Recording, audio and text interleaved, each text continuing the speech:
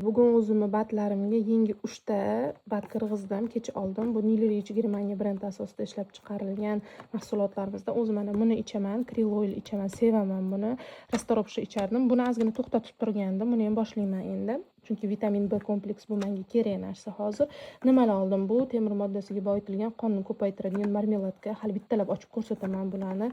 Vitamin C, apelsin maza bilan juda ham mazasi yoqimli deyishdi ichayotganlar. Hop, o'zim ichib aytaman sizlarga. Albatta buni ham ochib berib, yeb ko'rsatib beraman.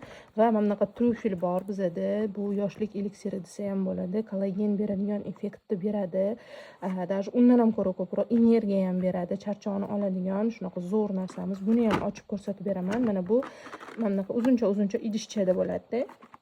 Mazasi kompotga o'xshagan bo'larmish. Ko'ramiz buni ham ichib va krill oil sevimli meni krill oilim.